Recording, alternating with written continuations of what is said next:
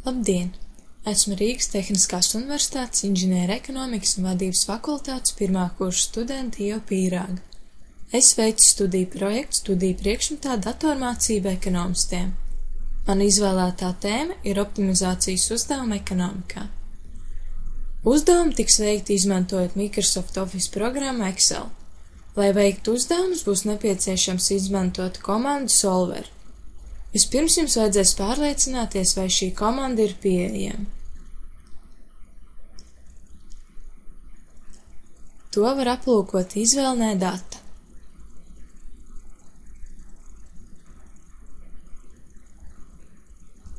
Ja gadījumā šī programma nav pieejama, to var pievienot uzspiežot Office button, Excel Options, Add-ins, Go, un pie Solver ieklikšķināt ķeksīt un nospiest OK.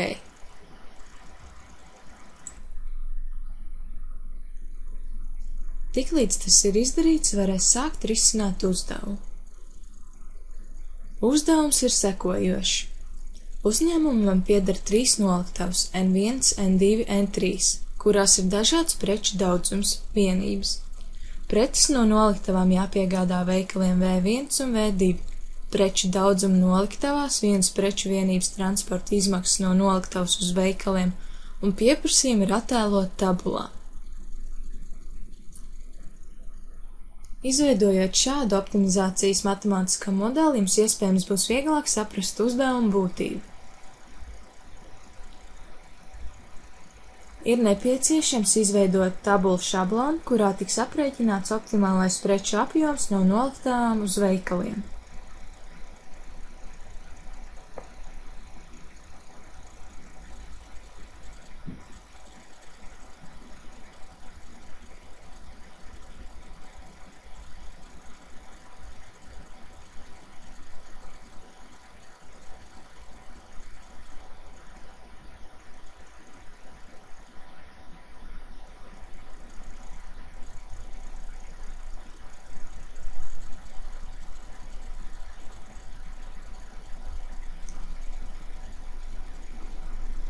Sastādītās tabulas šūnu diapazonā C33 līdz D35 ir jāievada vieninieki, lai kontrolētu aprēķinus. Iezīmējot šo diapazonu, ierakst vieninieku un nospiežt Ctrl+Shift+Enter. Pēc tam jāsummē šūnu diapazons par indiņām un kolonnām.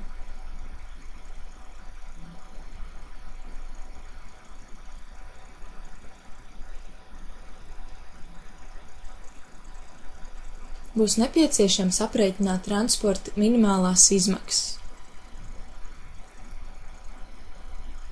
Lai aprēķinātu šīs izmaksas, norādītajā šūnā ir jāievada formula SUMPRODUCT, kura ietver sevi vienas vienības izmaksas no pirmās tabulas un otrās tabulas mainīgie, kas ir optimālie apjomi.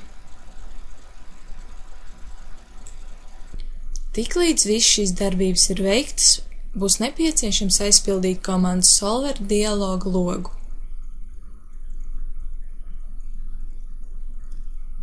Šajā gadījumā transporta izmaksas ir minimālās, mainot preču piegādes plānu. Ir jāņem vērā arī dažādi nosacījumi, kā piemēram, preču apjoms ir veseli skaitļi. Preču apjoms nedrīkst būt mazāks par 0.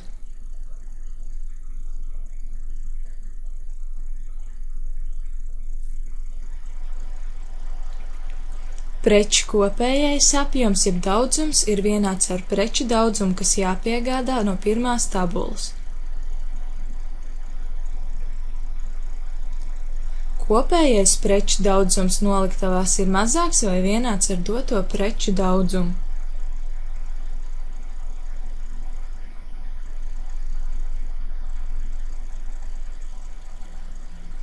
Nospiežot solvu, tiks aprēķināts optimālais preču daudzums un transporta minimālās izmaksas. Līdz ar to uzdevums ir izpildīts un varam secināt, ka realizējot šādu preču piegādes plānu, kopējās transporta izmaksas būs 126 lati.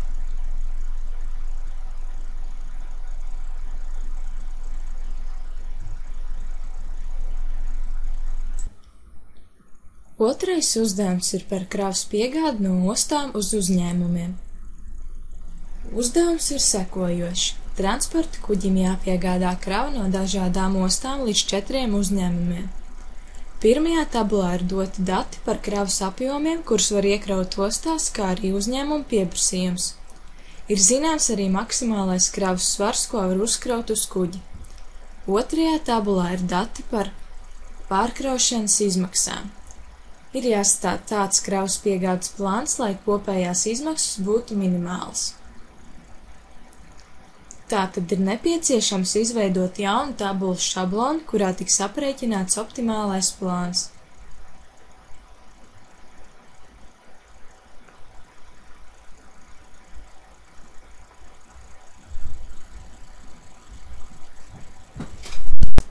Arī šeit, kā iepriekšējā uzdevumā, kā mainīgos sākumā var ņemt vieniniekus. Plāns ir jāsasumē pa kolonām. Šis kopējais plāns tiks pielīdzināts kravas maksimumam.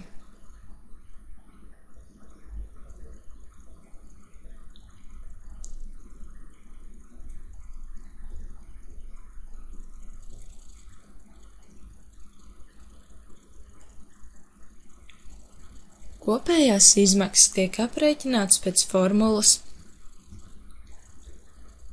sum product. Un šeit tiek ņemts vērā piegādes plāns un otrās tabulas pārkraušanas izmaksas.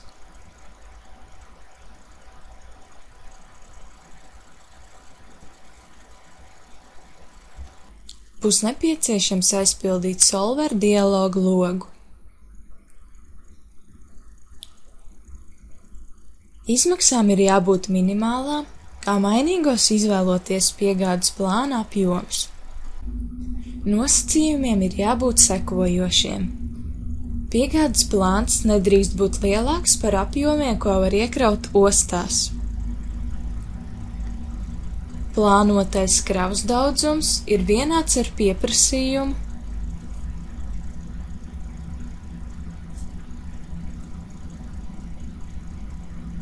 Un plānotais kravas apjoms nedrīkst pārsniegt tās maksimumu. Nospiežot solvu, jūs aprēķināsiet piegādes plānu un minimālās izmaksas.